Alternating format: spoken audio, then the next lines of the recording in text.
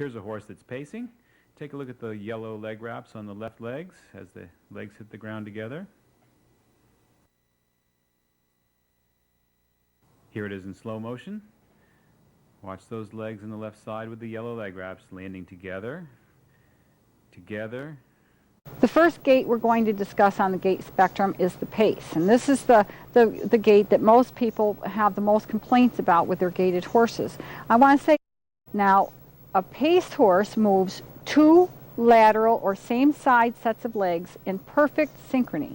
In other words, the right hind and right forefoot pick up and set down at exactly the same time. The left hind and left forefoot pick up and set down at exactly the same time. Our trotting horse.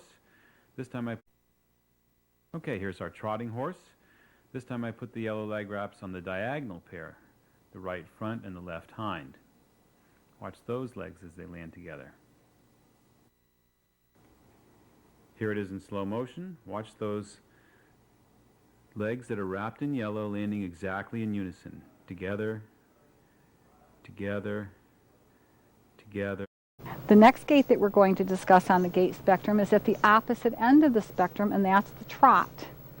And when a horse is trotting, it's moving two diagonal sets of legs in perfect two-beat synchrony. In other words, the right hind and left front, left hind and right front are moving together.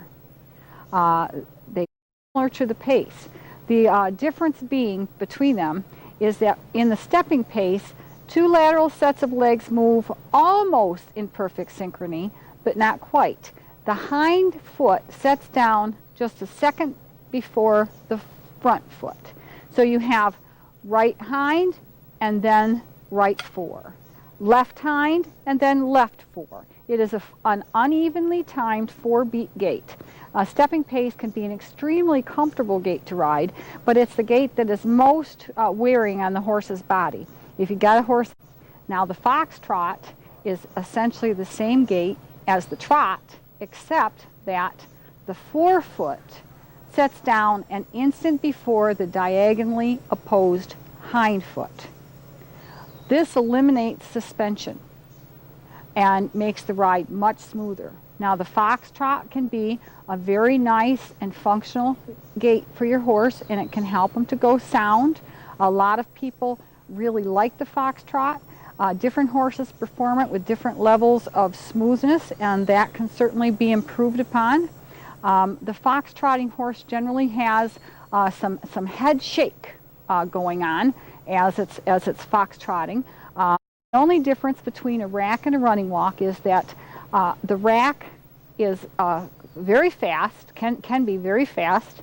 It's an evenly timed four-beat gait, and there is little or no overstride behind. In other words, the horse's hind leg does not stride up as deeply underneath itself as a running walk horse's, and the hind leg does not step over the track of the front leg, but comes up just to meet the track of the front foot.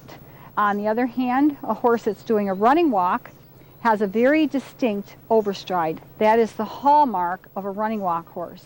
Now, a lot of people will say and believe that it's actually the head nod that is the distinctive mark of a running walk horse. I'd like to put that concept to rest. I'd like to put that concept to rest right now. A running walk horse will nod its head because the hind leg is overstriding the track of the front leg. And in order for the horse to keep its balance, its head acts as a fulcrum, and the head nods up and down in time to the hind leg overstriding. Now when we have the pace, which is a perfectly timed two-beat lateral gait, we have the stepping pace, which is an unevenly timed four-beat lateral gait, whereby the hind leg sets down an instant before the floor. On the other end, we have the trot, which is a perfectly timed two-beat gait with diagonal legs moving together. And we have the foxtrot, which is an unevenly timed four-beat gait with diagonals moving together, except that the forefoot strikes the ground an instant before the diagonally opposed hind foot. And right in the middle of the gait spectrum, we have the walk, which the French used to call the mother of all gaits, and for good reason, and that's because the walk is really the mother of all gaits. If you develop your horse's walk, we talk about working the walk, and that's because if you work that walk and your horse has the ability to be gaited, he will be gaiting before you know it. And then we have the rack, which is a perfectly timed 4-beat gait with little or no overstride, every leg setting up, picking up and setting down independently of one another. And then we have the running walk, which is also an evenly timed 4-beat gait with every leg working independently of one another, but the hind foot overstriding the track of the forefoot from anywhere from 4 to 9 or 10 inches. Here's the canter. That diagonal pair, the same diagonal pair, is landing together. Here it is in slow motion. Right hind, middle pair, left front. Let's watch it.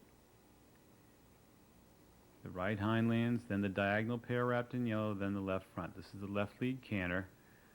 Right hind together, left. Right hind together, left. Right hind together, left. Right hind together, left. Right hind together, left. Here's an example of the pace gallop. It's got kind of a canter rhythm, but if you look closely, here in slow motion, you can see that the diagonal pair of the middle beat does not land together. There's da-dump, da-dump, and da-dump. Here's the slow motion part again. It's really a kind of broken pace.